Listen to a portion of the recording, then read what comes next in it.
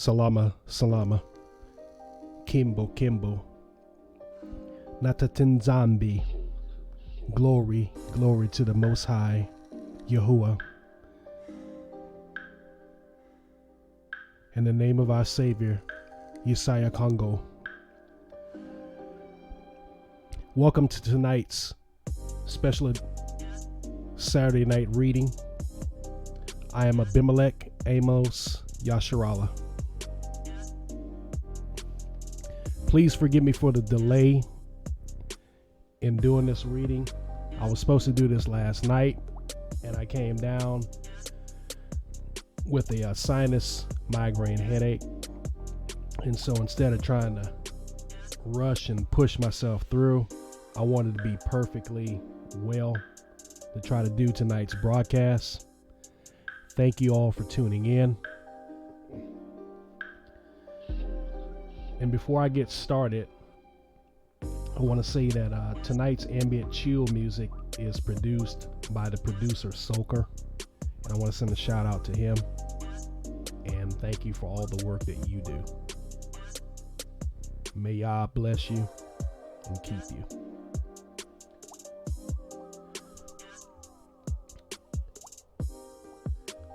So this morning, as I was posting up the announcement for the Saturday, the SNR, when I was posting it up on the Judah Life Broadcasting Network channel on Instagram, one of the brothers had asked me a question, and he, when I was talking about the reading the autobiography on the Barber Payton, I'm Not Ashamed, he asked me, he said, is there not a sister who is looking for help on her career that you can promote? And so I responded back, and I let him know that why I was doing this reading, first of all. And my response back,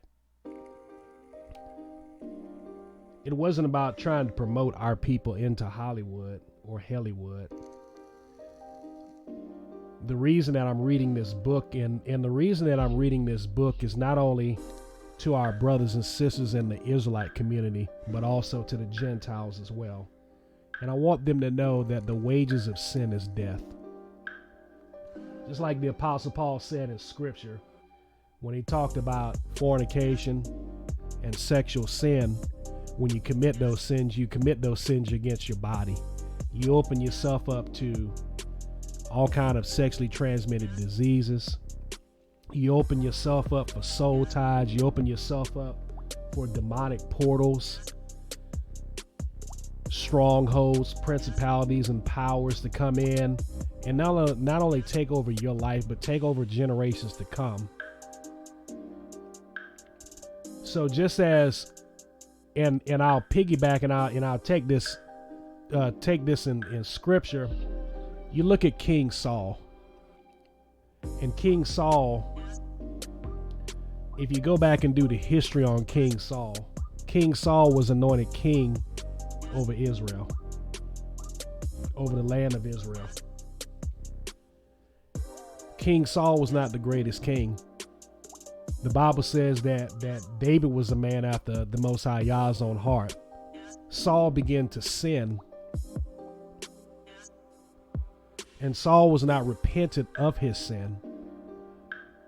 And so one day when the Most High told Saul to destroy Amalek and to destroy everything, destroy the sheep, destroy the women and children, leave nothing behind, Saul decided that he wanted to bring a few things behind, because he thought by giving the Most High an offering and a sacrifice would be better. And the Most High said, because you didn't do what I asked you to do, I'm going to send the evil spirit upon your life. That's going to haunt you and torment you and trouble you for the rest of your life, because I asked you to be obedient to me. And obedience is better than sacrifice.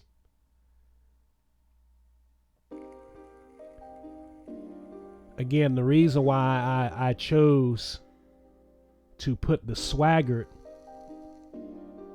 biography on hold and do this one, because we're living in the last days. And our gospel and our message goes to the Israelites first, then to the Gentile. For over 400 years, true Israel has been under curses and has been under plagues. And the Most High is lifting those curses off of our people.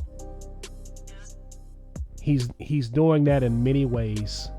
He's awakening the dry bones that are scattered all over the four corners of this globe. He's putting the memory of who we are in him and who he is in us back into our hearts and our memories. He's writing the laws, statutes, and commandments on our hearts. He's looking for those that's going to worship him and seek him and desire him in spirit and in truth.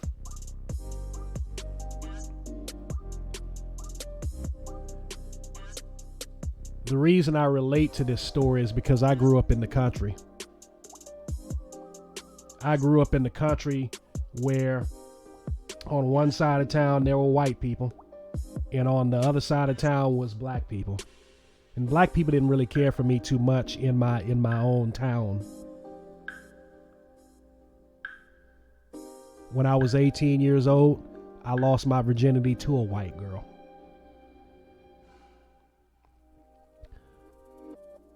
When I was in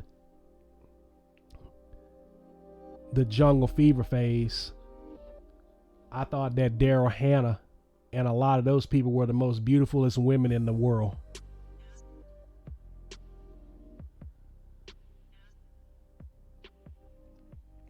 My life began to turn around when I went to a HBCU.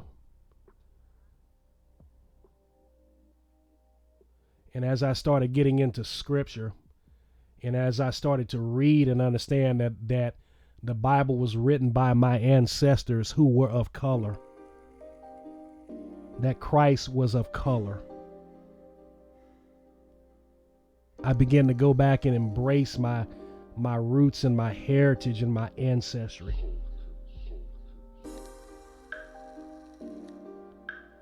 But as I began to read this book, I also hurt for my Gentile brothers and sisters. Because as it says in the word, that it is not the Most High's will that none should perish, but all should come to repentance.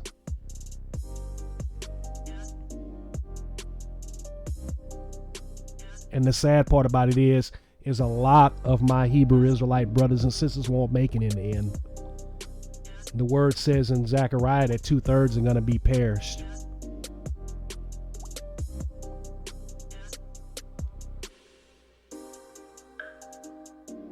So I have no hatred against the Gentiles. I have no hatred against white people.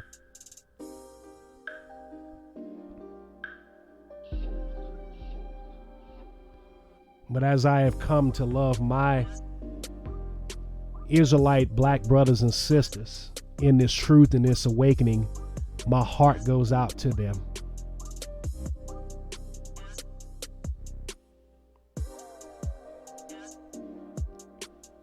I love all my brothers and sisters.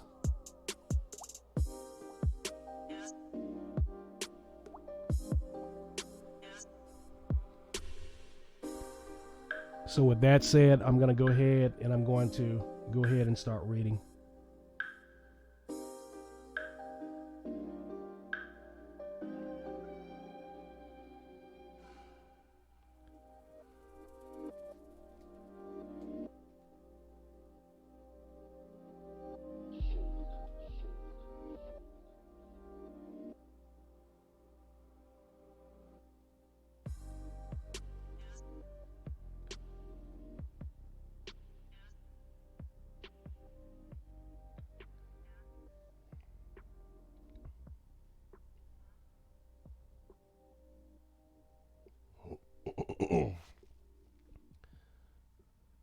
I'm going to go ahead and pick up on chapter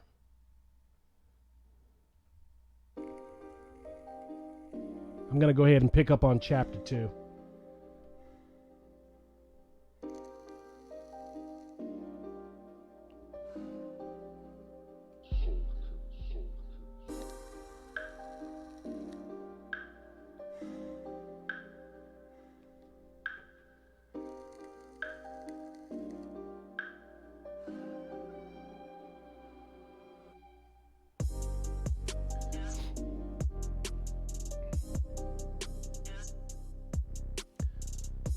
Maybe I shouldn't be seeing things through my own eyes, like I've been telling you.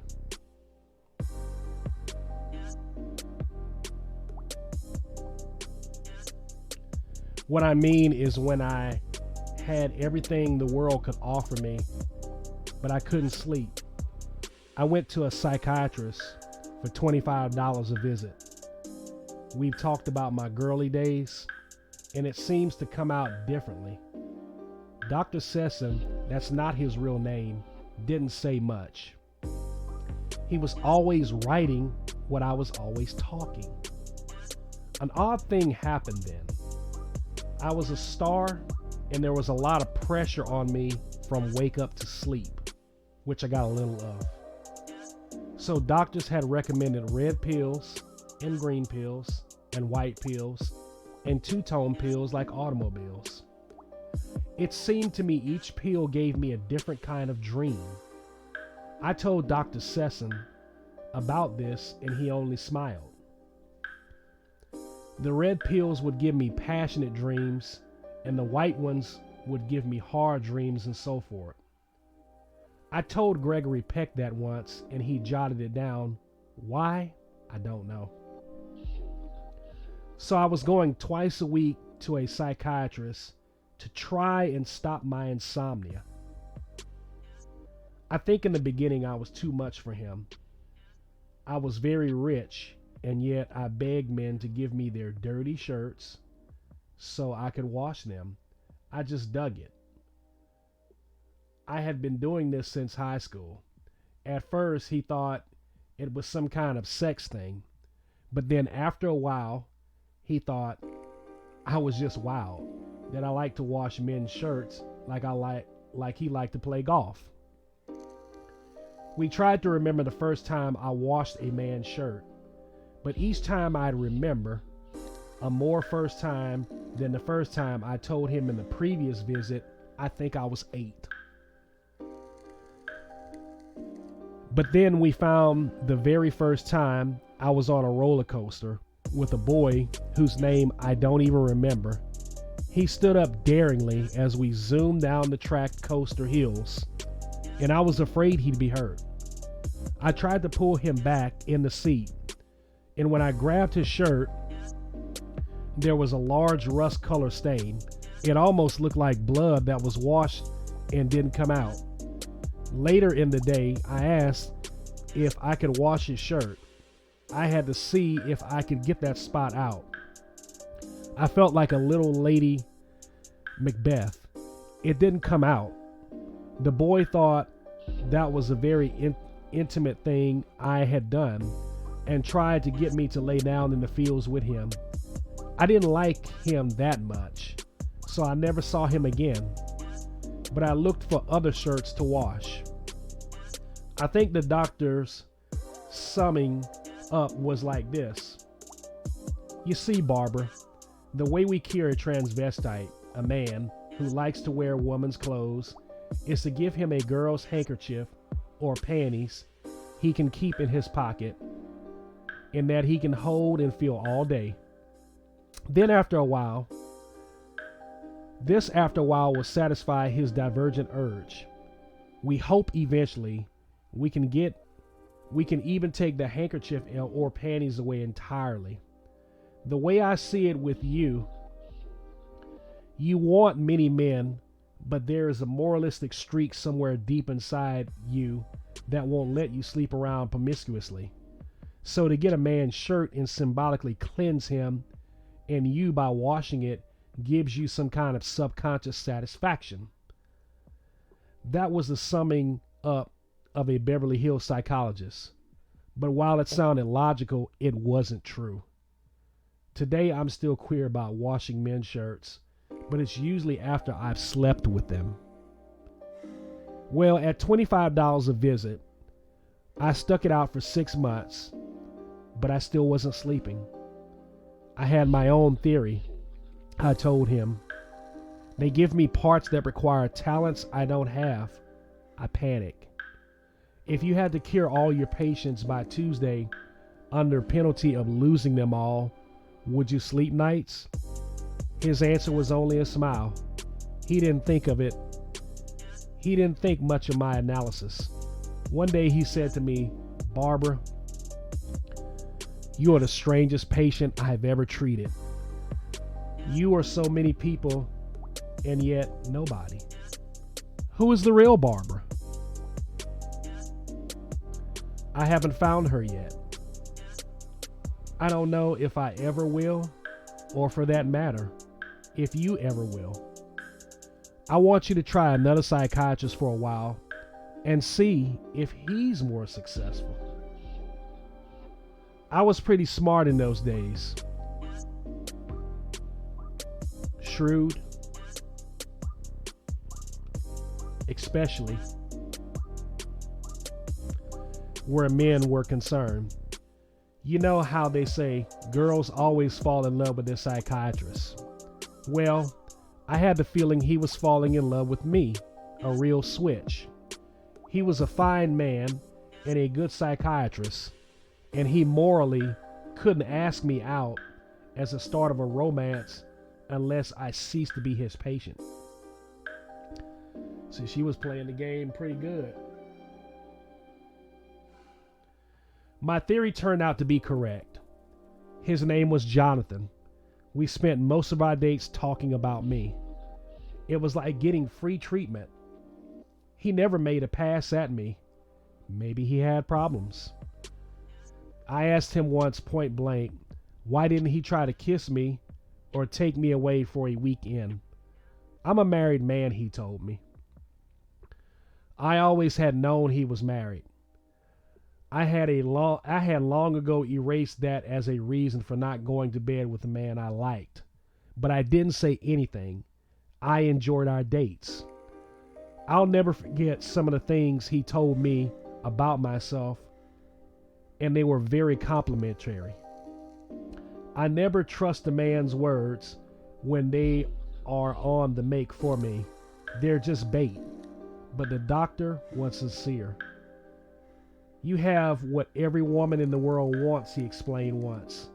Adoration, success, achievement, men, fame, everything, yet it doesn't satisfy you. Very deep inside, there are confused values. You want different kinds of values, satisfactions. You want just one man who doesn't exist. A strong man, yet one you can handle. A handsome one, yet one who is of no interest to other women. A rich one, and yet one who lives as a beachcomber with you. A talented one, but one who won't steal any of your glory. A cheerful one, but one who will fit into your many-faceted moods. In that area alone, you're in trouble. You're a big star, yet I don't believe it was ever meant for you. You have great chunks of emptiness inside. Strangely enough, it's good points. Conscience, generosity, love of fun, loyalty that might mitigate against the continued success. A star and her worship by others must never be parted. Yet somewhere in your heart you realize the hollowness of your rewards. That is dangerous. Once you laugh at the value of what you've been striving and searching for, it's all over. Stardom requires faith in what it is, regardless of its faults. He was right. I gave him a kiss on the cheek for that speech. He only smiled, that enigmatic smile. But I did get under his skin. He switched me to Dr. Irving Bunt, a big baritone kind of man, which meant that I didn't see Jonathan anymore. Then I got a note from Jonathan asking me if I'd have dinner with him at Jack's at the beach on Pacific Coast Highway near Malibu, a romantic eatery on the ocean. I was delighted to. He was terribly sober all during dining. With coffee, he opened up. I'm coming to you with my problems, he said slowly. I'm in love with you. He held my hand on the table, which was daring for him. I'm married contentedly. I have 2 children. I'm not the kind of man who cheats. I can either get a divorce and ask you to marry me or try to fight it. He sighed heavily. I don't know if I'm strong enough.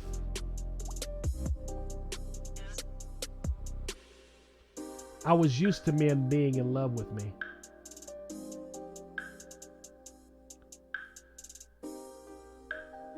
I don't say that with conceit, just stating the facts of life. I even know the antidotes which I used when deemed necessary. Remember, I warned him lightly. I'm many Barbaras. Which one do you love? All of them. He looked as if he were miserable. I was very sophisticated with my solutions for problems. Were often way out, but they worked. Do you want to go to bed with me? I asked him point blank. He seemed shocked. Yes, I do, but I love you. And he explained, I'm the kind of man who doesn't ever cheat.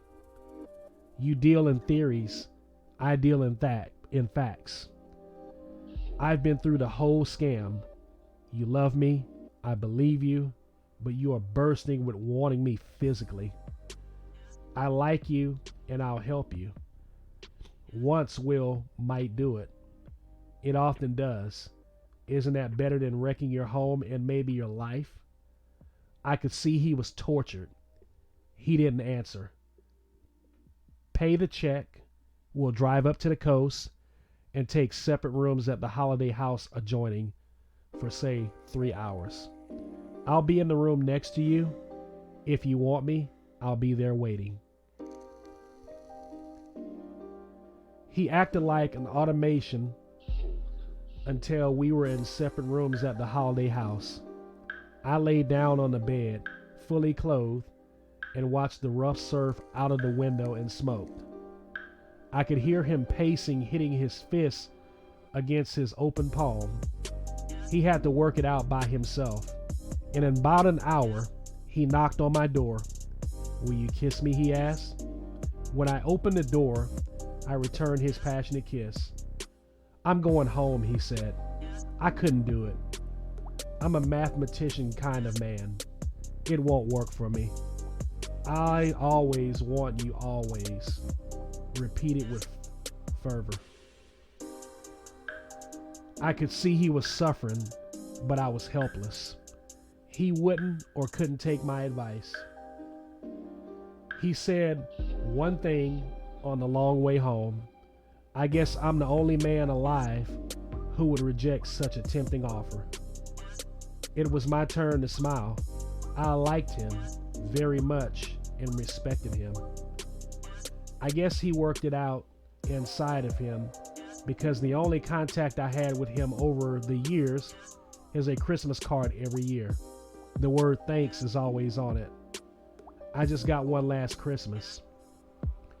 I wonder if he knows what I do for a living today, and what would he say? Yes, I still and always will have wonderful memories of him. Dr. Bunt also traveled through my girlhood with me. He always seemed a little in awe of me. I was a big star, but I was just a patient. He seemed overly protective of me and obviously proud to have me as a patient. He always said kind things and analyzed my revelations in an optimistic way. But he was brilliant, perhaps more analytical than Jonathan. I think deep down, I knew myself better than anyone else, but I wouldn't face it. For example, we moved through my relationship with my father. I think the day my father realized I was a girl, a real feminine girl. I was about 12 or 13. He became afraid of me. He didn't know how to be a father to an all-female kind of girl, and he just wanted to strike out the whole mess. I suppose the responsibility was frightening to him. Not that I didn't love my father. He was a kind, dignified kind of man. I still love him, but that's the way I saw it. Once I was 13 or so, my father came upon me necking, and I really mean necking, in a boy's car parked temporarily in our driveway. He apologized and walked away. My father didn't want to believe that his daughter could or would have anything to do with the mysterious something called sex. That was for others to be used solely for propagation, but not for his daughter. When I started to date openly, that is, my father would acknowledge the introduction to my date and escape to his own projects as soon as possible. Dr. Bunt said this kind of father was not uncommon, but he was unsure of what was right or wrong, protective or interfering, and therefore stumbled through the relationship haphazardly. Dr. Bunt explained that the danger in such cases is that the daughter substitute without awareness another father who is also a lover. She looks for the combination lover father instead of just lover. It was true, and it opened up windows to myself that I had never looked in before. I remember some of the ridiculous things I had done. I fell in love with my best girlfriend's father. He was very handsome with hair graying and a successful architect. I just seen him when I was at my girlfriend's house, and I never showed any outward sign that I was mad about him. I was 15 at the time. But I told my girlfriend about my wild crush, and she told her father. After that, his manner changed, and he was more formal with me and stopped teasing me about things. I was awfully unhappy. Well, his wife threw him a surprise birthday party. He was 45 years old, and we kids just happened to be there. They had punch and it was spiked. Everyone was drinking freely. I went upstairs to the John, and someone was in it, so I just waited by the door. Then the door opened, and it was him, Johnny. He didn't even walk outside. He was very high, and his eyes were very bright. He just grabbed my arm, pulled me inside, locked the door again, and kissed me. I was scared stiff someone would see us coming out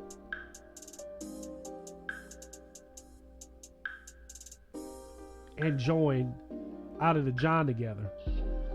I'm not going to tell you what happened, but what did happen was in the dry bathtub, someone was knocking loudly on the door. Then Johnny told me to hide behind the shower curtain until they left.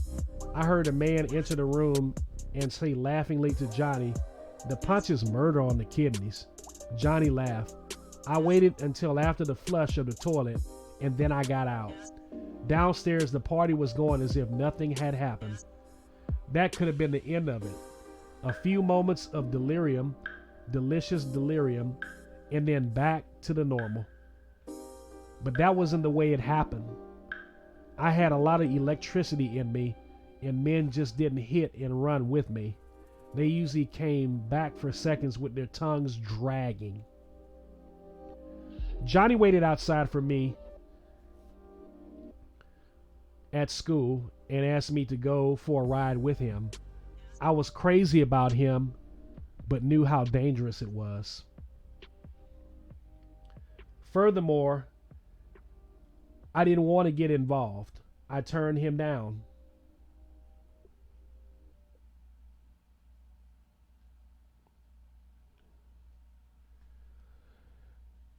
He was like hypnotized. He'd wait for me almost every day after school, leaving his office at 3 o'clock. He'd walk along with me for a little. I told him the kids were beginning to talk or whisper is a better word. I asked him to stop seeing me. He begged, but I stuck to it.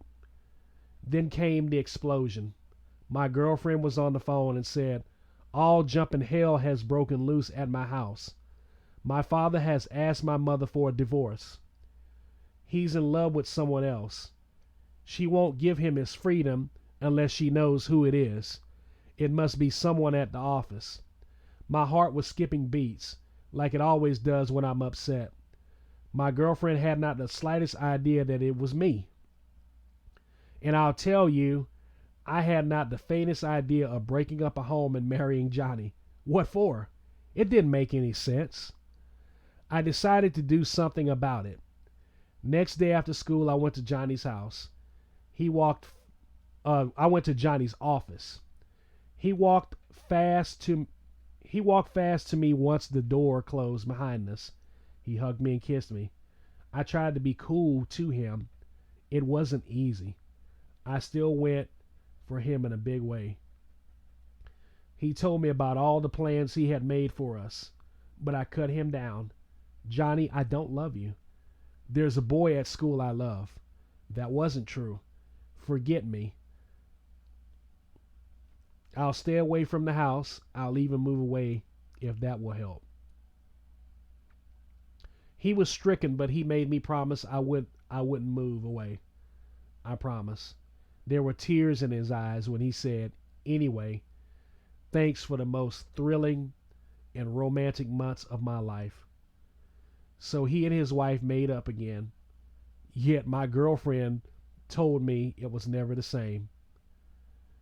That's the way it was. I was always falling for older men. It seemed like gray in a man's hair touched it off. What does this remind you of?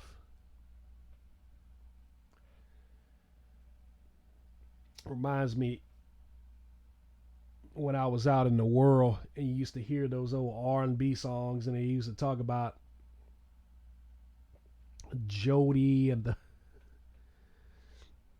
the girl getting the sugar daddy. All right, so we are on chapter 3.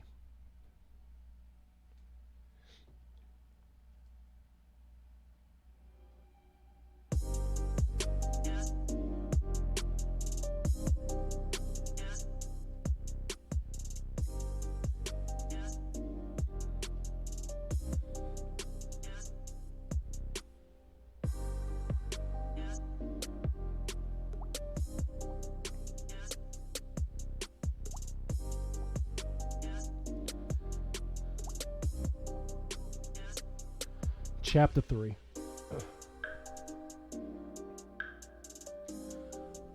Dr. Bunt pointed out to me that at one and the same time, a girl like me wanted to be normal and at the same time different.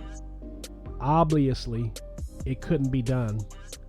I remember I believed in the doctor so much that after a while I gave up my reliance on sleeping pills and liquor and believed along with him that I was improving. He dug out all kinds of painful memories. I was 12 years old and went around with the same gang all the time. One of the boys was nicknamed Bouncy. He was very fat and his face was bland with hardly any mouth, eyes, or nose. Well, he had the hots for me, but I always put him down. Well, one Sunday we were playing post office.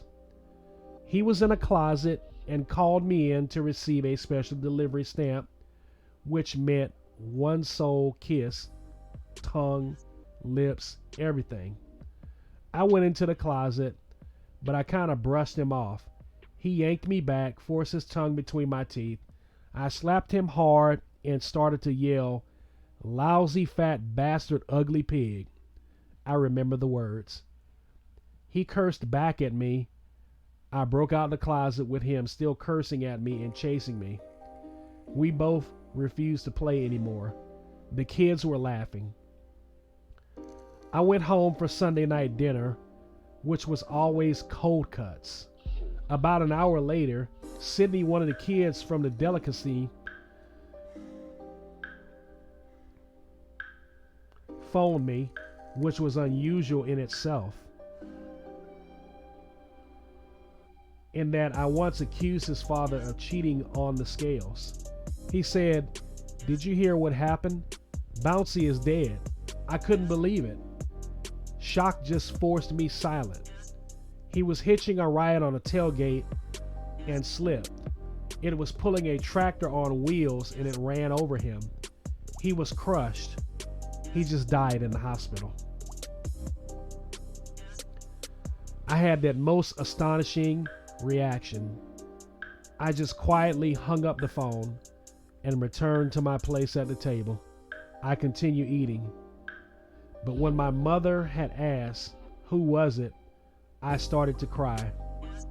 I sobbed uncontrollably for several hours until a doctor had to give me a sedative.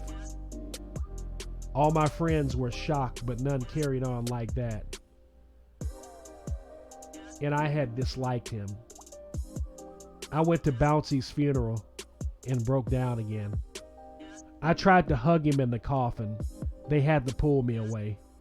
I was in hysterics. A doctor had to be summoned again to treat me.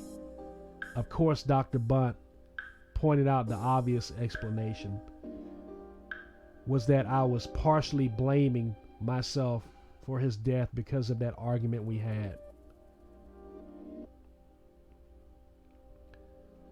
I thought of that later, but it wasn't as simple as that. I told the doctor Bouncy was a fat little boy who never had anything out of life. Now with death, he never would. Even as a young child, I wanted people to be happy, to get what they wanted, to get something out of life. True, I was always selfish, but I didn't ask for more, any more for myself than I asked for everyone. That, more than anything else, is what made me weep for Bouncy. You ask then, why didn't I let him kiss me passionately? Because of how he did it, not what he did. I know myself, had he asked humbly, frankly, pleadingly, I would have let him kiss me the way he wanted to, but he didn't. Do you believe me? Dr. Bunt said he believed me. Bouncy and his unfortunate death stayed with me through the years, I remember. Then something happened that even Dr. Bunt had a hard time handling. The studio gave me the lead opposite Gregory Peck in Only the Valiant. The papers were full of it. I was riding high, hitting my head on the clouds. You can still see the motion picture on television today. There I am as I was, beautiful, dashing, a big star playing the opposite stars. And there I am watching what I was. I often ask myself, how could it happen? Not that I'm ashamed. I did what I had to do. But how did I fall so low? How? How did I go from $100,000 a picture to $5 for cohabitating with men who I've never seen before? I remember once going to bed with a star for a new Cadillac. The cost, $6,000. The second time he came back, I asked him what he was going to give me this time. He got mad and I never spoke to him again. Enough of memories. They hurt. So I started to picture with Gregory Peck. He's a sensitive, hard-working man. Everyone admired him. I did too. But from the beginning, something about me made him uneasy, uncomfortable. He couldn't do his best work. He didn't know what it was, nor did I. The picture stumbled along haltingly. One day he said something to the assistant director. It was relayed to me in the kind of diplomatic language you get in Hollywood more than in Washington. What it amounted to was this: when you're not in a scene, would you please stay off the set? Your presence upsets Mr. Peck. I couldn't believe it and tried to forget the edict. It did no good. I was banned from the set of my own picture, a picture of which I was the feminine star. It was the first time in Hollywood history that had happened. And it has never happened since. It destroyed me, and I spent long hours with Dr. Butt. When life is going smoothly, we expect something to come along any moment and upset the even flow. But when we experience trouble, we see no hope for a change. Aren't we humans funny? Troubles and problems are as normal as happiness. Yet, the only certainty there is must be change. So Barbara, today is trouble, tomorrow will come happiness again. Think back. Haven't you ever gone through some kind of trouble you believe you would never surmount? So I thought back as part of my therapy to help me through this strange, unhappy experience that had enveloped me. Yes, when I first came to Hollywood at 17, I had the kind of trouble I thought would be my finish.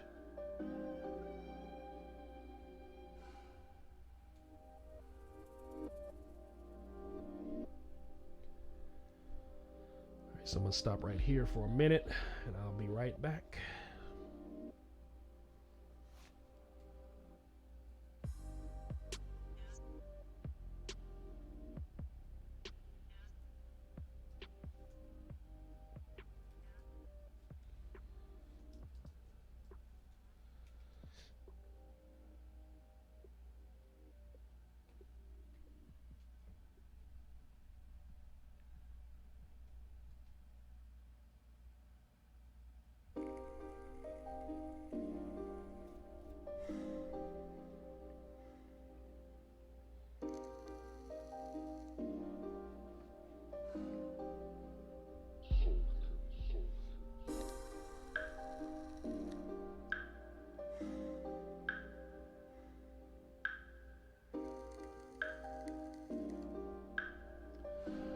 All right, so I'm back.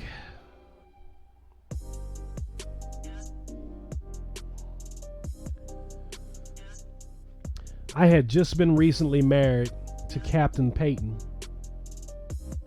It was my first look at Hollywood. We were on our honeymoon. The captain was crazy about me, and at 17, it was enough to be loved.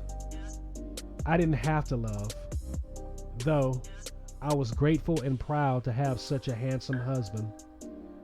Hollywood hit me with a bewildering impact.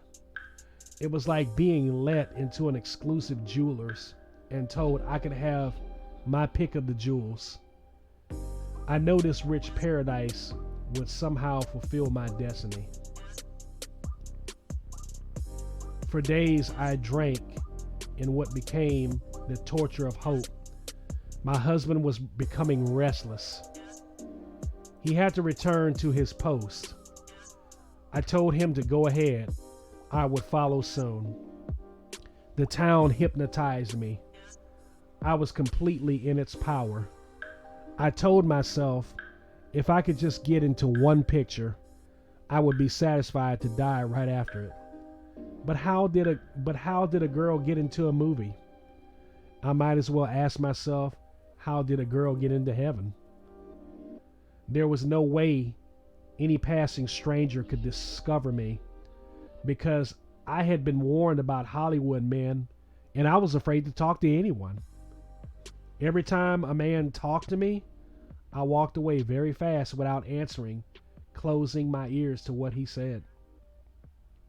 I was staying at the Knickerbocker Hotel in Hollywood, and Bobby the elevator boy told me about a casting director, Mr. Griffith, from the New York offices of RKO, had checked into the hotel for a week. The news was very exciting to me, but I had no thought of ever meeting him. And if I did, or ever being able to voice my ambitions. But fate was determined to be kind to me. One noon hour on my way to lunch, the hotel dining room was too expensive for me. A man stopped me and said, Aren't you the young lady Bobby the elevator boy told me about?" I couldn't say any more. Glub. "Tell you what," he said, handing me a card. "You have that unusual blonde look. Give me a ring when you have a moment." Then he left me standing there with my lower lip dragging.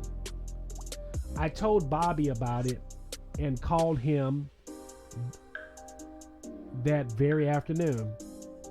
He gave me an appointment a week later. A week! I didn't see how I could last that long. And what had he meant by that unusual blonde look? If I had something like that, I wanted to cash in on it and play it up, but I didn't know what it was. During the passage of the week, I was a nervous wreck. I was sick to my stomach, ate very little, which didn't displease me because I didn't have much of a budget for food. Then on Monday morning, I went to Mr. Griffith's office at the studio. It was all very businesslike. "Would you like to read for us?" he asked. A tiny man with a tiny mustache, who I later found out was his boss, sat with him. They handed me a page from Philadelphia Story where a 20-line speech was ruled off, and I read cold turkey. "Let's try it again," suggested Mr. Griffith. His boss nodded. It was a soft, romantic little speech, and though I had been jittery before, reading it now, I was comfortable. I read it again with more confidence, and Griffith said, "That's better." I began to come to earth and become aware again that I was a girl who was quite attractive to men. I smiled and became friendly. I remembered I straightened a calendar on the wall and made some silly comment about how crooked pictures bothered me. Griffith came to a conclusion they'd give me a screen test in a few weeks. In the meantime, I go to school on the lot. I was cautioned about being too optimistic. They said only one actress or actor in 10 got a part and a contract after the test. I floated out of the room as if I was on cloud 29.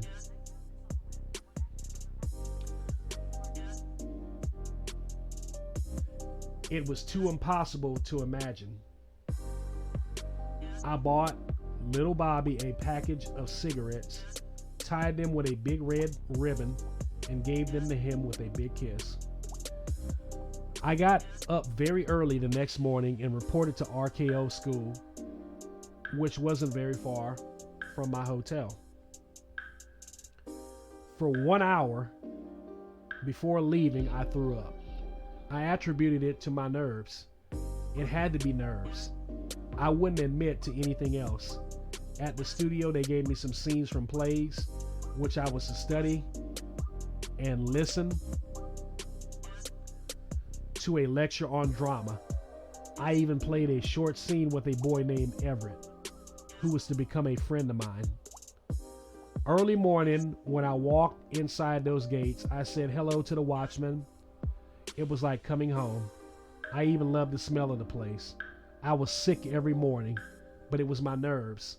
Obviously, it was my nerves. Then the day came when I would have to do the run-through before the camera. The day after I would do the test, I could feel the pressure building up. I had hot and cold flashes. I knew my part, but I couldn't convince myself I wasn't scared pea green. They set up the camera, no film, and the director made the different chalk marks for me. I wasn't halfway through with the scenes when I began to feel sick and faint. I fought it off, but I had to ask to stop to get a drink of water. "It happens all the time," the director said. "Don't think anything about it. Nerves, just shot nerves." He was saying it too. I had a drink and a little rest, and we tried again. This time the whole set spun around me. and I fell down in a faint.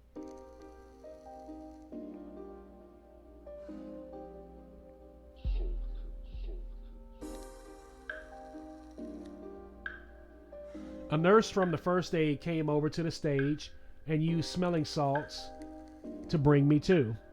We had a little talk, and it came up with just one word. Pregnancy, I cried. I sobbed. I wouldn't accept the verdict, but I agreed to go to the doctor.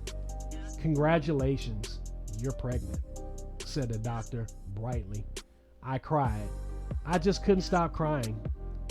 I went to see Mr. Griffith. He already had the nurse's report. He could see the shiny tears in my eyes. He was very nice about it. I had wasted their time, effort, and money, but never mentioned that. Have your baby, he said. And in a year, if everything works out well for you and you like to come back, and you like to come back, you're a very promising actress.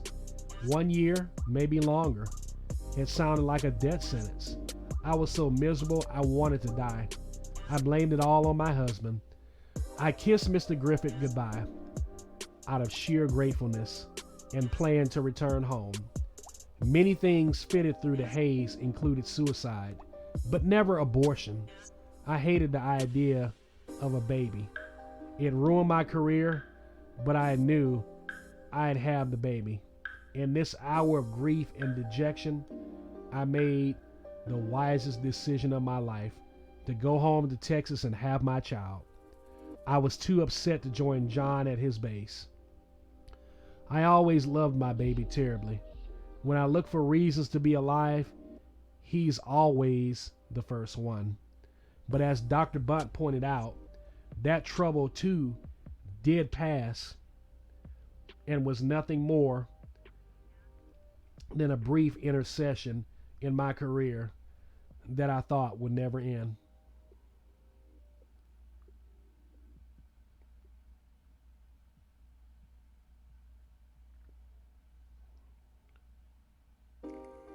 Chapter 4. We gonna move tonight, so I'm gonna get through some chapters here.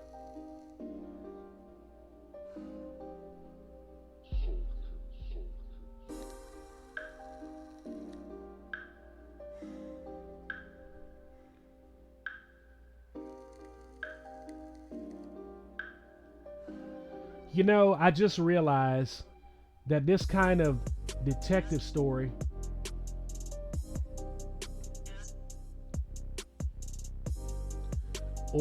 we want to find out what happened that started me on the skids down, down, down, down. Could it have been avoided? How? Is it too late to come back? Just a little bit? But first, how did I ever get up there to the very top? How did I do what few girls have done to come down from nothing to everything? How do you become a famous actress? Well, you keep hoping and trying and studying and always waiting for that magic wand to touch your shoulder. Without that, you can throw all the rest of it out. The wand can hit you anytime. The first time it touched me was in 1949. I was living in Hollywood with a girlfriend. I was in a shower and my girlfriend, with too many martinis in her, parted the shower curtains and said, "Mr. Gordon is here." Well, Mr. Gordon, that's not his right name. Told me later he got a glimpse of me soaking wet with just soap on me, and he could never get the picture out of his mind. He wasn't in the movie business. It was better than that. He was a banker who lent money to motion picture producers. He was an odd kind of fellow.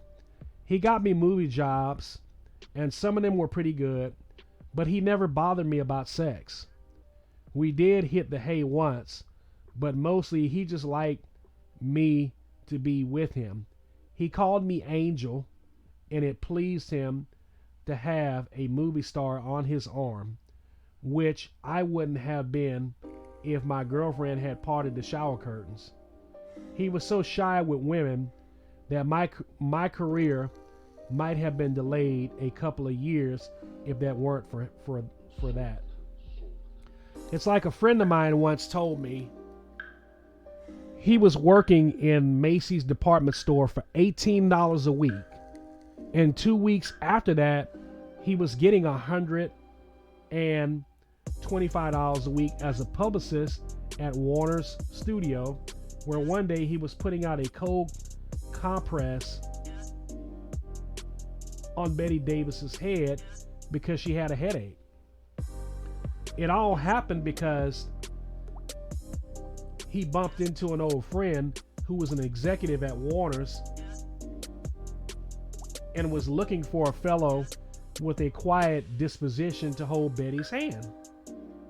My point is that anything can happen at any time in this crazy magic business. This kid from Brooklyn who had never seen a movie star in person was suddenly one of the crowd just out of sheer coincidence. Most of the time, a chain of circumstances leads you to a goal, and every link has to be in place. For instance, I had a small part in a movie with Dennis Morgan and Jack Carson, courtesy of Mr. Gordon. They were a dumpy, rather grotesque little fellows, always hanging around the water fountain when we were shooting. No one ever talked to him, and I felt sorry for him. So one day I had a drink of water and said to him, "Hot, isn't it?" He stuttered badly, but managed to agree with me. We sort of became friendly. He was the director's son. He used to give me the scoop on what was happening behind the scenes. Like the young leading women had ulcers and the medicine she was taking sent her sky high. So she had trouble learning her lines and didn't much care. One day, August, a phony name car had two flats at the same time, and I drove him home. He asked me, and it was a stone mansion in Beverly Hills with sculptures all around the inside. We sat sipping drinks when his father came in. He didn't even know me. I had such a small part. He was cursing his girl star and threw down a drink as if he had a steel pipe from throat to stomach. Then he got an art kick. "You see, sissy," he said, "we wouldn't hire Charlie Chaplin to play Chaplin because of that big eye of the audience requires exaggeration, sublimation, distortion to bring out the impression of the real thing. That's how it is with a character in a picture. The writer is never able to draw his portrait as he once played. He is exact, and we must distort to make it live. Maybe I don't make my point. I'll tell you, you walk across the room, sissy. Go ahead, walk." I got up and walked across the room thinking, these nutty directors. "Fine," he said. "Now walk across the room as, what's your name?" I told him as Barbara Payton would do it. I walked across the room. I thought exactly as I had done it before. He was delighted. See, there is the slightest bit of exaggeration. You made my point exactly. You have talent, a driving inner talent. Now you'll go to bed with me." His son just kept sipping his drink. I smiled and said, "I only bed down with men I want to bed down with. I don't even know you yet." He was even happier with that. "Ah, you don't close the door. You leave the calling card of hope. Smart girl." After a while I left. After he had passed out, I was fascinated with the man. Next day on the set, he didn't recognize me, but he gave his son a note from me. It read, "Will you have late dinner with me tonight?" I agreed, but wondered how he was going to take me to dinner if he didn't recognize me. But August picked me up at midnight and took me to his father at a small restaurant in downtown Los Angeles. Then August left. The director, already several drinks ahead of me, talked to me in several foreign languages, none of which I understood. Everyone seemed to know him, and we always had someone hanging over our table. He introduced me to everyone as Sissy. Sissy, he finally said to me in English, you're going to make a big star out of yourself. You're going to be miserable. His prediction came true, but it was inconceivable then. How, I asked. He laughed for 2 minutes, though I failed to get the joke. How, he repeated. How? How now, brown cow? I'll tell you, brown cow, how. You go home tonight, take a hot shower, and go to bed. That's all there is to it. And, I asked suspiciously. He roared with laughter again. In the morning, you take a cold shower, get dressed, and come to the set, my set. There I will give you a script of my next picture. In it, there's a part of a young, innocent, idealist female. She believes that people are good. She believes that she is good. She has made one mistake. People are good, and because they are, she's able to outsmart them. You see, she's not good because a young, innocent, idealist female must be shattered in time. And what comes out of it, the ruins, is a monster, a grabber, a shrew from out of despair, delusion, and hate. That's your part. It's made for you. That's how, brown cow, how you will achieve your first faltering step to stardom. Well, I took all his recommended showers and came to the set, and he did give me a script. And that night I opened the script, which was stamped second draft, and read it through. There was no part in it for me. There were only 2 middle-aged women and a girl of 12. I was indignant, hurt, and disillusioned. Next day I had a chance to talk to him in a corner of the stage. What are you trying to do? I asked. Why did you lie to me? I was almost in tears. It only started him laughing again. What did you think of the story? He asked. I was furious. Terrible, I said. He looked at me suspiciously. That's what I thought. But no one could give me an honest decision. I knew if you thought there was a part in it for you, you'd read it through, every word. You're sadistic, I said pretty loudly. He laughed some more and went back to direct the scene. August saw me in tears and clumsily tried to calm me. He's strange and uses people for puppets, but he always keeps his promise. Just wait him out. I took heart and did. A messenger boy brought me a new script to my house the next morning. It had a note attached to me from the director. Try the part of Frida. It was a fine part, and he gave it to me without my ever taking a test. It helped me to get my contract with Jimmy Cagney Productions. Jimmy Cagney is also the brother of William Cagney, or James Cagney. So you see, while it was kooky and wild, if I hadn't have said it was a hot, stuttering, grotesque little man, I would have never gotten the part. That's the way an actress gets to be a star. You bounce higher and higher with the punches. The harder you hit, the higher you bounce. In the beginning, you never play your own game with your own rules. You play somebody else's game with their rules. That's just the way it is. I met a big star at a cocktail party. Let's call him Joseph. It was long before I met and then married Franchot Tone. and a big name star had "all" for me written all over him. I had a few roles by this time, and some people recognized me, and I was feeling pretty good. Joseph was 40-ish, wore a girdle, and was divinely handsome. He was married, but his wife lived in New York or a suburb of it, and his home was in Brentwood. He hadn't seen her in 4 months when I met him. "Barbara Payton," he said. "Barbara Payton." He repeated my name several times. "I remember I saw you shopping at Saks last Thursday at about 2 p.m. at the linen counter." It was true. He was very proud of his memory, which he worked on all the time.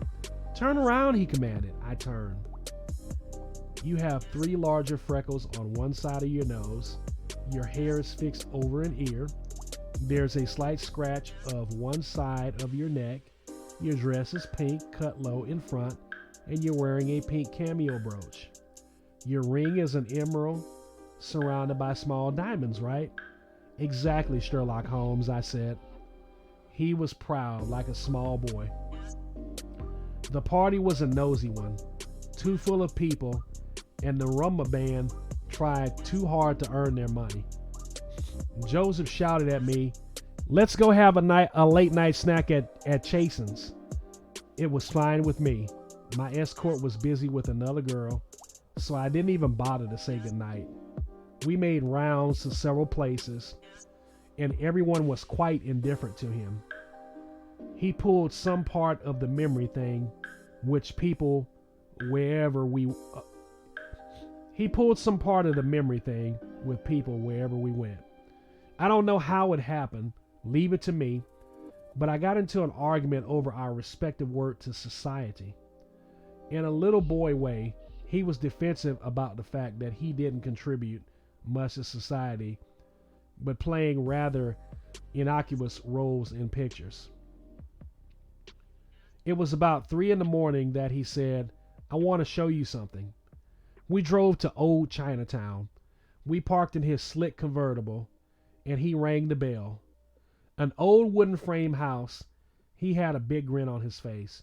A fat old Chinaman answered the door, and it took him a minute to get us into focus. Then he said happily, "Mr. G, come in, come in." "No," answered Joseph. "I just wanted you to answer some questions for me. Who pays the rent here?" The old Chinaman said with a wide grin, "You do. You pay everything. Food and everything. He's a wonderful gentleman," he said to me. And went on, "Mr. Joseph, what do I get in return?" "Like you say, happy smiles, happy smiles." Joseph looked at me triumphantly and said, "See? You come in," offered the Chinaman. But Joseph was already taking me to the car and waving goodbye. From Chinatown, we drove to an outlying section of Whittier, where almost the same scene was reenacted with another family. Then he thumbed through a red-letter notebook, showing me a long list of families he supported. I was convinced. He did care what happened to his fellow man, and did live with some purpose. He was very proud of his achievement. I liked Joseph and stayed with him for several weeks. I met his influential friends, and they were very good to me. He was a rather simple and uncomplicated man who was generous and good-natured. He drank too much, but that's a common fault in the industry. He once said to me, "I believe in the ancient proverb, what ye sow, so shall ye reap." That makes life easier for me. It gives me a road and a rule. I'm always conscious of the great trade. I was always good to him as he was to me. After a while, our lives took different paths. About 6 months after I had met Joseph, I got a call from his attorney on New Year's Day. On New Year's Eve, driving while intoxicated. He hit and killed an elderly couple in a crosswalk. His studio and friends were trying to help him out of it. Their one defense was that neither the old woman or old man could see well. It was a pitifully weak defense, but Joseph had powerful connections. The stories in the papers were short and unclear. There was no mention that Joseph had been drinking. Joseph was out on bail, and I immediately went up to his room to see him. He was laying down in a silk bathrobe in his huge living room, staring at the ceiling. I didn't say anything, just held his hand. We sat that way for a long time. Then he said to me, "What ye sow, so shall ye reap." I tried to console him. Words didn't reach him. I kept telling myself to use this as an object lesson for myself. I'll say this for him. He didn't mourn over the possible disgrace or loss of his career. He only cared about the two people he had killed. I volunteered to stay with him. I was afraid he might do something desperate. But he insisted he was all right and wanted to be alone. The case was squashed and Joseph was released. A huge sum of money was given to the sons and daughters of the old couple. I met Joseph in New York soon after that. He was hitting the bottle like there was no tomorrow. Plus, he was putting every slut in New York on his payroll. He died of a heart attack while in bed with one of them. That was squashed too, and a press agent shut the girl up with a couple of C notes. His death and his life too made a great impression on me. He had a compulsion to do good, yet faith decreed differently. I think after that, more and more, I stopped planning. I did what I had to do. I felt the providence was directing me along a predetermined path. I didn't think I could fight it. And so it turned out. I think of Joseph all the time. I think I loved him.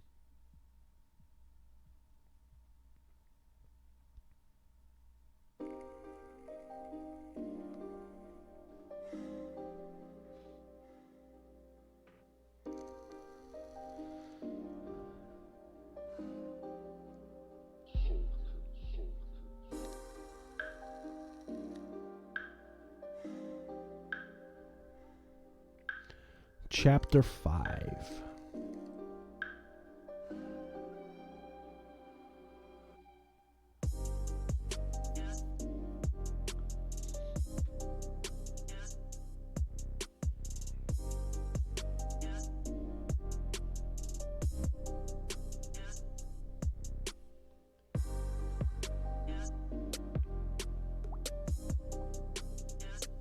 I'm actually reading from the digital version of this book.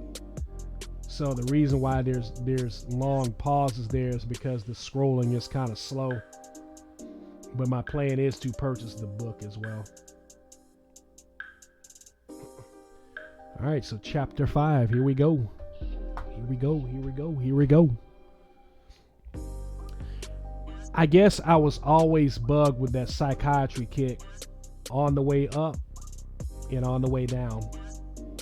And there must be some substance for it, because up the hill, down the hill, the head shrinkers always told me I had the compulsive urge to see myself destroyed. That in the end, it would be my final pleasure. They told me what was wrong, but what not to do about it. And I didn't know it would be a slow process of degeneration. I thought I'd drive into a train going 100 miles per hour and I'd be DOA. Finally, I believed them. What makes me believe them is what happened lately. I tried to light a cigarette and the flame is 3 inches to the left or right of the end of my cigarette. It's hard for me to focus. Someone says it's from drinking too much wine. because it happens when I'm not drinking too.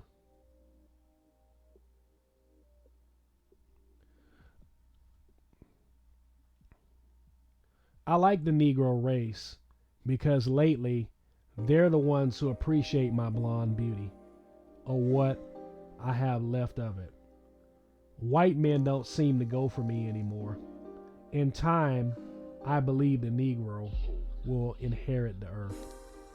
Now, Barbara Payton prophesied that last portion about I believe the Negro will inherit the earth. She prophesied that 57 years ago. This book was written and published in 1963.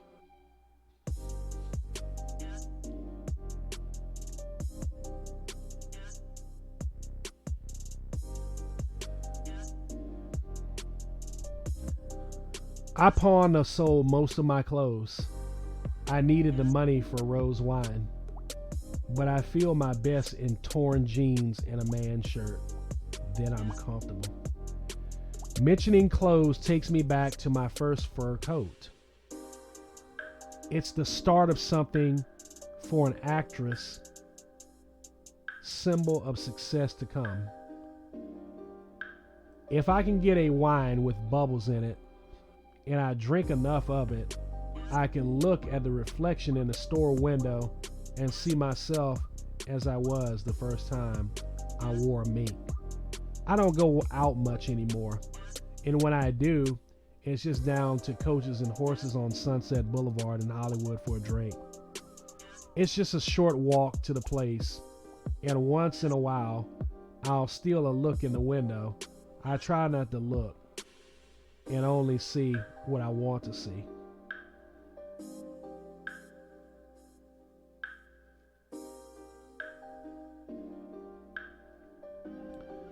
I got my full length mink on a hot day in July when it was even too hot for a bikini. But I wore it to a premiere. It was 1947. I was 18 and beautiful. It feels like 1,000 years ago. As a result of the flurry I caused at the premiere, I was asked to attend a dinner party at the home of an internationally known public figure in Washington, D.C. I won't mention his name because it might cause embarrassment. I had no escort of my own, so one was assigned to me. He was a taciturn, dignified gentleman, 40 years my senior, in the steel business with millions and still trying for more. The dinner and entertainment afterwards passed uneventfully. Everyone was charming and on his best behavior. Mr. Steele Incorporated took me home in his chauffeur limousine. I don't think he was particularly fascinated with me. Next morning early, his secretary called to ask me how well I knew the host of the evening before. I knew him fairly well. Mr. Steele wanted to send a host of a small gift of appreciation for the splendid evening and for supplying him with such a charming escort. Mrs. Steele wanted to know what gift the host might be partial to. Napoleon brandy, I suggested. A week later in Hollywood, Mr. Steele's secretary called me again, merely saying that the famous public figure was delighted with the case of Napoleon brandy Mr. Steele had sent over, and Mr. Steele was sending me a gift as a token of appreciation. The gift knocked me right off my ass. It was a full-length white mink coat. Several weeks later, I found out that Mr. Steele became of a legislation that had been okayed by our host of that evening, had made several hundreds of thousands of dollars. His case of brandy probably helped too, so I suppose my mink wasn't out of line. It's like I said, the lady with the wand has to touch you. I can remember how I got my first diamonds long ago, sent out to the pawn shops. I was only 18, but I had a lot of theories about life and people, nor was I bashful about expounding them.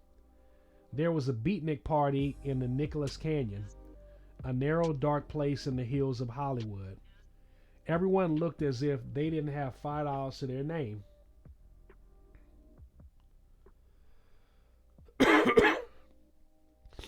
Men are always telling me how much they love me, how they can't live without me. But when I say government is after me for taxes and I've got to have $1,000 immediately, I don't hear any voices. I believe if a man really loves me, there's no end to what he will do, money or what, to make me happy, or at least ease any troubles, I said. Everyone laughed, probably at the way I expressed it, except for one intense, handsome, but very young boy. "What do you want?" he asked in a serious monotone. "How much?" I knew right away he meant it, but I answered almost mockingly. "I go to premieres and fine parties, and I have no good jewelry, like a diamond bracelet, for instance." I looked at him with a smile. "How much?" he asked. I had no idea. "Oh, about $3,000, I said. He repeated, $3,000. "Are you a rich man's son?" He shook his head negatively. I'm a gas pump jockey." He was so solemn, I felt sorry for him. "I'll tell you, Sonny," I said. "We'll go to the 881 Club, and you'll buy me a drink, and I'll call it square. My name is George Gardner. The drink I can buy you, the diamond bracelet I'm going to buy you." I didn't want this thing to get out of hand. You remember I was talking about someone who really loves me. I don't even know you, but I'm in love with you. He never smiled, just kind of stared at me. I shrugged, decided he was some kind of nut, and moved around the room. "I'll see you," he said as I left. I smiled. About a week later, I got a formal notice from him and an insurance company that I had been named as his beneficiary on a life policy. This was getting serious, and I was a little scared. I called him, and we had coffee near the gas station where he worked. He said, "I have no intention of dying yet. It's just a gesture. I'm working on that diamond bracelet. You might say the policy is insurance." He never smiled, though. After a while, he convinced me, and I was able to eat a sugar donut. I suggested that being so handsome, he should try and become an actor. "No," he said, "I know where I belong. I'm hot around cars. They come to life when I touch them." When I left him, I felt better. A week later, there was a picture in the papers of him in a Culver City drag race. He won second prize. About a month later, after only talking on the telephone a few times, he asked me if I'd be his guest at a jalopy race he entered. It became a kind of publicity stunt, and I presented the trophy to the winner, who was none other than George. We had taken pictures together, and he treated me to a pizza dinner. At the table, he told me, "I'm in love with you. I know I'm just a kid with a crazy business compared with a movie star, but I'll make headlines yet. And I haven't forgotten your diamond bracelet. That was a $500 purse I won today." I told him to save his money, that I could do without diamonds at the present time. In fact, I was wearing riding breeches as I was doing a Western movie. I had invited him to a cocktail party at my home, but he felt he'd be out of place and wouldn't come. He sent me his clippings from time to time, telling me of his wins and near wins on both in-stock car races. When he was in a minor accident, I called him to say that he should give up his racing and take a safer job of a movie actor. He laughed at that and said the red eye of the camera would terrify him. I guess you know what happened. He was in the time trials at a small track near Riverside. His car turned over and caught fire. A small boy sitting on the fence was crashed to death, and George was critically injured. A mutual friend noticed me, and I talked to him in the hospital. Doctor said he had a 50-50 chance of surviving. He couldn't talk, but his eyes said he understood. I made small talk about movies and racing. I showed him a pair of black panties with red arrows I had just bought. His eyes smiled. He had no family, but racing friends called and came to visit. He seemed to improve, but 3 days later, I was notified that he had died. It was one of the sadder moments of my life. The insurance company sent me a check for $3,000. I cried. It was a lot of money, but I used every cent of it to buy me a diamond bracelet. Many a tear fell on those diamonds. I knew he would have wanted me to do that. So I had furs and diamonds at 18. And it was just about this time that I got something else. Disillusionment. And enough of it that you develop a hard skin with a strong defense. The soft baby skin Baraba Payton became suspicious and leathery. I was never a pigeon. I mean, a man could never just give promises and get favors in return. My judgment was pretty good too, and I could always tell a phony. Other girls would often lend their boyfriends money and never see them again. That didn't happen to me. Or girls I knew would get a part in a script, stay the weekend with a producer, and then never hear from him. No picture, no nothing. That didn't happen to me either. It takes good sense and smart moves among the wolves to fight your way through the jungle. And you can't make any blanket rules, because there are wolves who can be helpful. Each man, each pass, each invitation must be judged alone on its own. I accidentally got into a tennis game at the Beverly Wilshire Hotel in Beverly Hills with an important producer. Then we went for a cold drink. He asked me to go to dinner. I was learning and decided to try a bit of reverse psychology, which had been working very well for me. I put it to him this way: I'll have dinner with you on one condition, that you don't bait me with possible picture job offers or introductions to influential people, or with possible Hollywood column publicity. I'll go out with you just as a girl. He kind of enjoyed that and of course agreed. We went out several times. He never made a pass, though I must admit at times I wish he would have. Though no one made an effort to plan it, the column started printing romance items about us, which I admit didn't hurt at all. But it started to annoy me slightly that he was making pictures yet never offered me a part. He was holding to his bargain. In fact, he was one of the most active producers in town. So I brought it up, lightly of course. His answer was an obvious one, but you said you just wanted to be just a girl with me, not an actress. We had known each other long so that I could argue the point and explain I had changed my mind. He said, "Are you sure this is the way you want it?" I assured him it was. That Monday, one of his assistants asked me to come in and try for a role in the picture. After meeting the director, he thought I wasn't right for it. We continued to date, and I became very fond of him. And many times I was called in for parts, but failed to get them. I had a friend who was an assistant director at my date studio, which was RKO, and he and I had coffee one day.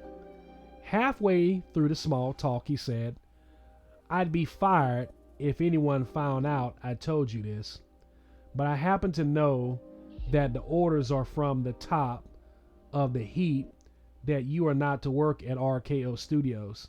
I was dumbfounded. But why have I been tested, and why have I read? He shrugged. He didn't know why. I had a date with the producer that night, and I wasn't shy. Why, I asked angrily, have you given out the word that I can't work at your studio? He didn't try to lie or beat around the bush. I thought your idea was a good one, so he shrugged.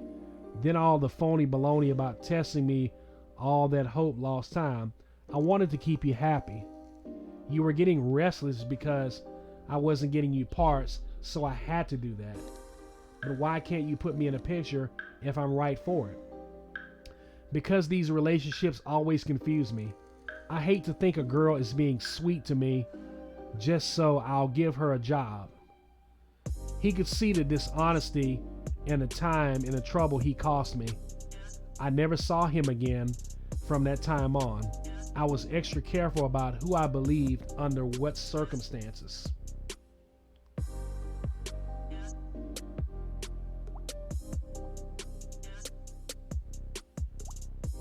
Chapter 6.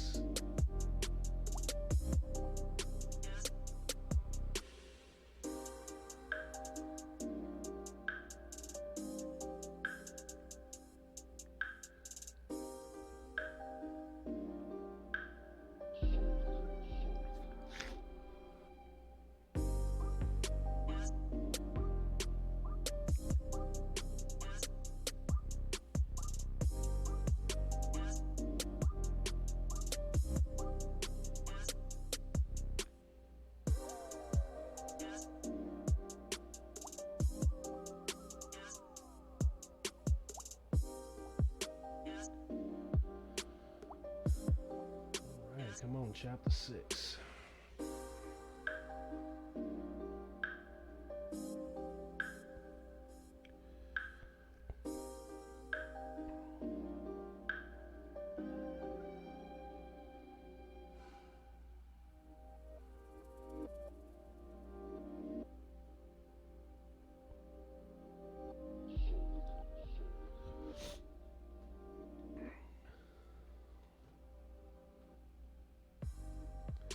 As I got parts and possessions, I got richer, wiser, harder. I learned to go at it alone, so to speak. There was no way of trusting anyone. I had to learn this through disappointment after disappointment. I met the biggest: Clark Gable, Cary Grant, Irene Dunst, Elsa Lanchester, Charles Laughton, John Wayne, Lana Turner, everyone. My name was in the papers every day. I read the motion picture sections of every paper and threw the rest of it away. I read the Hollywood Reporter and Variety every day. They were my Bible. There was no time for anything but career. I ate it, drank it, breathed it, was immersed in it. I thought of nothing else. My habits were still pretty good. I didn't smoke much, drink much, go out much, and I think my values were pretty good too. But as I ascended the ladder of success, I also ascended the ladder of excess. At 10 p.m. after a hard day at the studio, I'd lay down alone at home and just have a good cry. I was so bone weary. I began to be afraid that my tears were symptomatic of something more serious.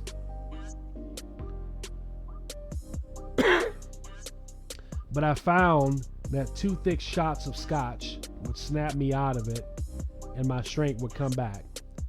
I told myself the liquor was medicine, and it was, but the cure was more dangerous than the disease. I was far from an alcoholic.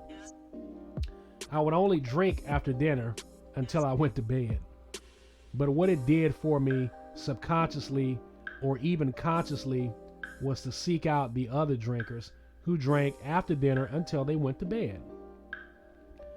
And one of them contributed greatly to the attitude I have led to my slide downhill. My friends often blame my long romance with Tom Neal for my downfall. Possibly. But long before Tom,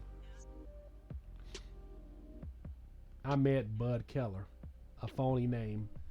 He was the champion ruiner of girls in Hollywood.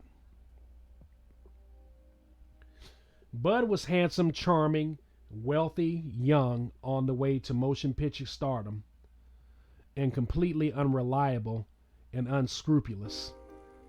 He was a lovable rogue, and I was immediately attracted to him. I was introduced to him at the bar at Santa Anita Racetrack. He had just lost $700 on a race and was tearing up his ticket so vigorously that his arm hit mine as I passed. I recognized him immediately. He apologized. That was that. Then I met him at the $50 window. I wasn't betting, just tagging along with a friend. He smiled and held the just purchased ticket under my nose and said, "Will you spit on it for me for good luck?"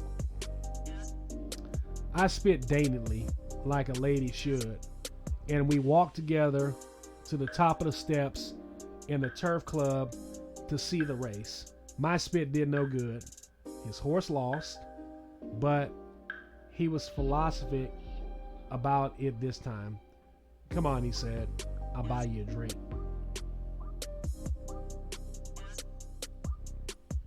So we stood against the bar and talked. He was full of jokes, ideas, plans, compliments. He seemed to bubble with energy and words. He was also full of shit. I learned not long after that Bud was a psychopathic liar about the most important and unimportant things. And when caught, he would just admit it. His word was completely useless. He was almost diabolical. And yet he was so entertaining, I hated to give him up. Sounds like that nut that's up there in Lowell, Massachusetts, too. I met him before the 5th race, and after the 8th, he begged me to marry him. Next day, I found he was married with 2 children. He lived with his family some of the time, and at the beach the rest of the time. After a while, I was almost dependent upon him, and I found out he was dependent on me too. I guess we both had a thin streak of evil in us that attracted the other. I wonder why through my life, even though I thought of myself as a fairly good human being, I was always attracted by evil. I'll say this for Bud. He taught me how to handle evil, how to dull the conscience, how to enjoy it more, and more important, how to get away with it. Interesting.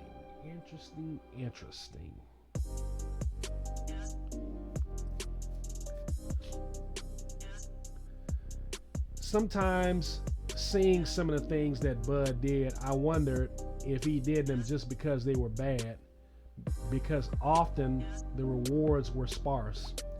For instance, there was a lumpier little actor, a hunchback named Benny, who the producers would often give bit parts because they felt sorry for him. He was a shy, unhappy little man who showed no relation to anything except one thing. When a pretty girl would pass, especially if she was showing flesh, his big eyes would follow her like a tiger would watch a sheep. Everyone was hip to this, and it was a standing joke around the sets. One day, Benny brought me a glass of water and was extremely attentive to me, but I was quick to smell a rat. Said rat being Bud, who was the male lead in the picture I was doing. What happened was, which I wrung out of Bud, is that Bud told Benny I had a secret yen for him. I talked to Benny and told him I only liked him as a brother. Then I booted Bud right in the ass. But it was the beginning. Bud's next joke was to send Benny to a showgirl's dressing room with a piece of adhesive tape. He prearranged it so Benny walked in, she'd be nude and would scream. It would work according to schedule, except Benny was transfixed to his spot and the scream just floated over his head without any reaction from him. The showgirl threw a robe over her and gently pushed Benny out of the room, where he stood outside, hardly breathing. He had to be led away in a trance. After that, Bud invited Benny to go to a party with us. I begged Bud to stop, but he conned me into it. The basis that Benny would have the first good time of his life. I knew he must be up to something, but I couldn't figure out what. It was a typical cocktail party at a big, beautiful Beverly Hills home with little groups of people spread around the house and garden. Bud introduced Benny around the room. It was a very dignified party with many guests in formal evening clothes. I always fascinated with the way Bud worked. When a cute little blonde, Cuddles, came over to him, Bud was just a trifle more effusive with her, and she in turn to Benny, whose eyes were starting to pop. There was something familiar about Cuddles, but I couldn't quite place her. In a little while, Bud came over to me saying, I knew they'd hit it off. Look at that. It's first love for Benny. I knew something was happening, but I didn't know what. Cuddles now had her arm through Benny's as if they had gone together for months. He was loving every second of it. Every once in a while, Cuddles would give him a kiss, and he would just beam. What are you up to? I asked Bud. What deviltry? He swore he was innocent, that he just wanted Benny to be happy. Bud and I were sitting there talking to some people later when Benny came over leading Cuddles by the hand. You know what? He said with more confidence I had ever seen him have. Cuddles has consented to be my wife. They had known each other not more than an hour. Cuddles kissed him. It was crazy. Hey, hey, shouted Bud. Let's all drink to the bride and groom. We'll all drink. Bud then announced it to the rest of the room. There was much celebration and drinking was accelerated. Tell you what, Bud said to the couple. We'll go up to my place for a nightcap, just you two, and Barbara and me. It was agreed. So the four of us went to the beach.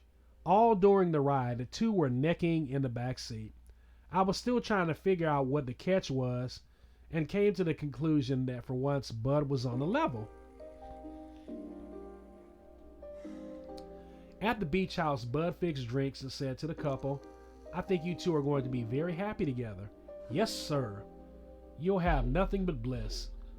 But something disturbs me. Cuddles wasn't doing very well in holding up her liquor. Answered thickly. What's the... Benny, too, stopped sipping his drink. Bud lowered his voice. The cause of most broken marriages is sex. The lack of it.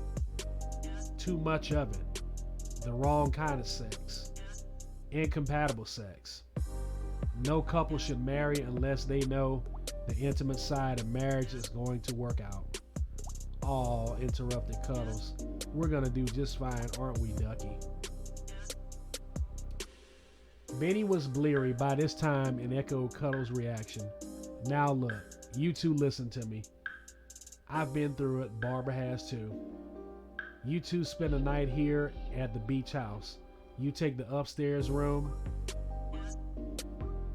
way at the back, and see if you're compatible, which I'm sure you are. Barbara and I will stay down here.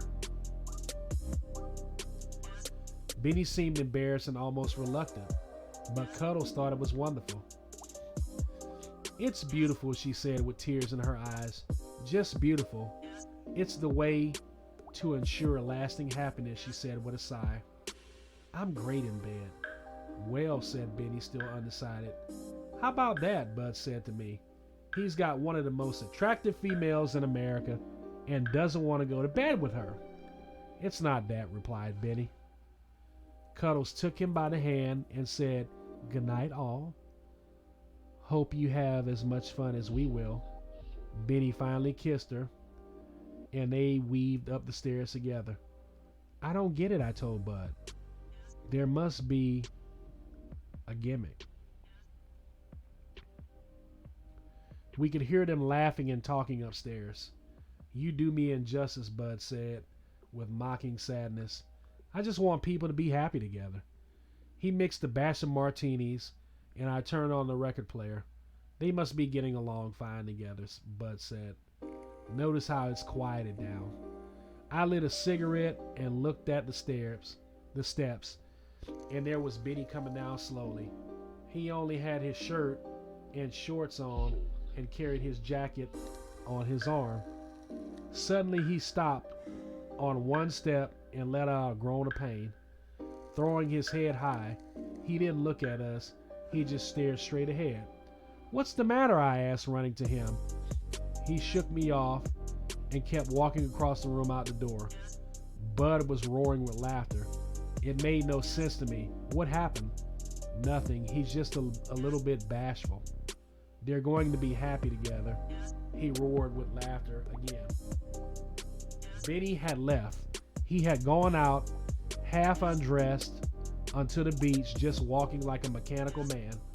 A strange sight.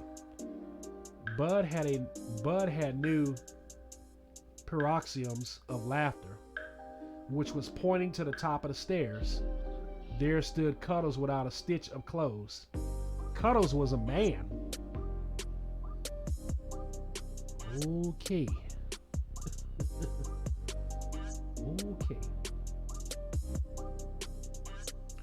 It's a peculiar thing, but though I continue to get better parts, more money, more attention, I still went around with Bud despite his atrocities. Now you see why I wanted to read this book, because I want to show you the dark circles and just everything that goes on in Hollywood, and not only in Hollywood but also in the music industry. You know how Esau loves to play games and have you in these old sexual parties and stuff like that, and you don't know what you're gonna come out with.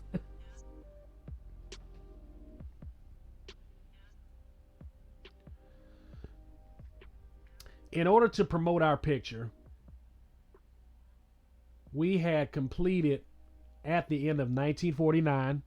We were asked at little money to go on an interview television show. I was reluctant, but Bud insisted it would be good for us. On the way back to Palm Springs, our car broke down on a lonely stretch of road. We never made it to the show. I learned Bud purposely arranged the breakdown. It seems that several years before, the MCs of the show wouldn't put Bud on the show because he didn't think Bud was big enough. That was Bud's way of getting even. Furious since I was the patsy, I called this particular MC and arranged to go on the show the following week, which offer he reluctantly accepted. After I told him the whole story, the night of the telecast, Bud locked me in my bedroom and I couldn't get to the show. I swore out a warrant for his arrest for breaking into my house, which he had done. He spent 3 days in jail. When he got out, he called me and said, "You're learning, baby." We became friendly again. That is until he told my producer that I was suffering from an infectious disease and showed the producer a statement from my doctor, which was forged. When it all came out, and I swore I'd never speak to Bud again, nor did I, but I always admitted he always had a powerful influence on my life. Bud has been living in Europe for the last few years, where they understand him a little bit more than anyone did here.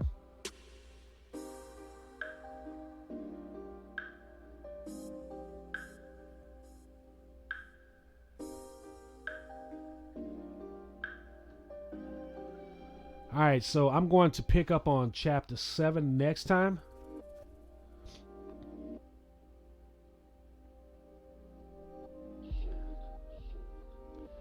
And I believe chapter 7, I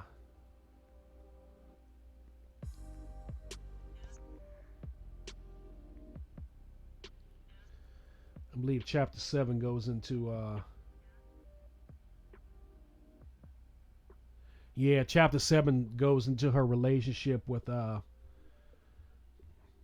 Israelite brother, Woody Strode.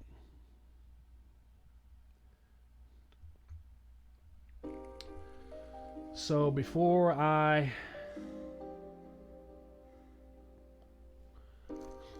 head out, I want to thank you all for joining me, and I just want to do a little prayer real quick. I just want to say a prayer for our brother John Ward.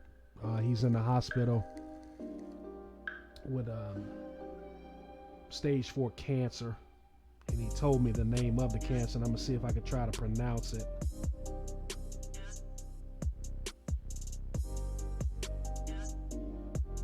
It's called rhombus sarcoma. So we'll just come lifting him up before the Father. Most High Yah, we just come to you right now in the name of your Son, Yesiah Congo. Father, we just ask that we lift up our brother John Ward unto you. And Father, we just pray that you just pour out your healing upon his body.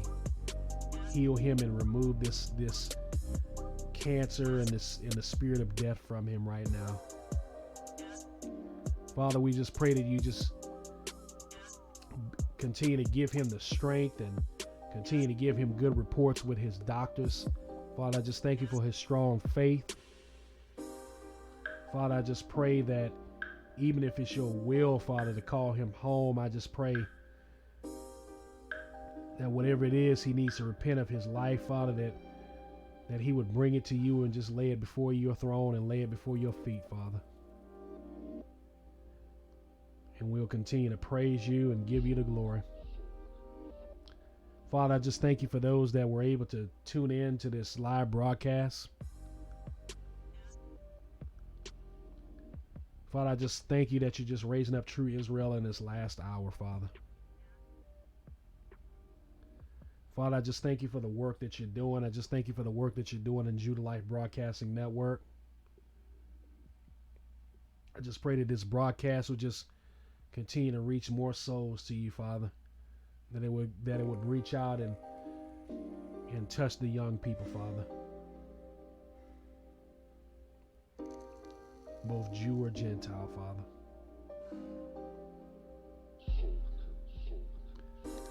Father, I just pray right now, Father, for Barbara's son, Father, John Payton, Father. I just pray that you just be with him and give him the strength and just draw him closer to you, Father, in this last hour, Father.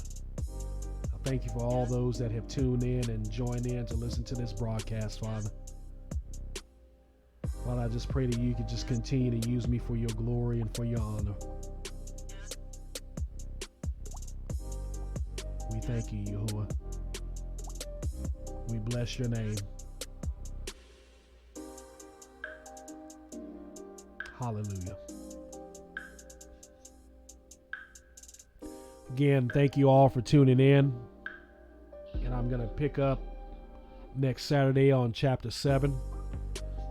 I'm going to try to include some more photos.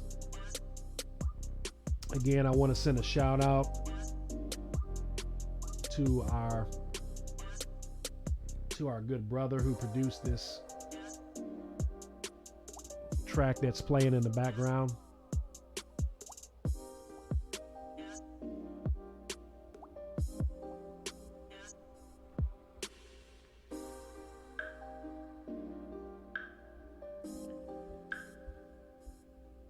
Thank you very much, Soulker.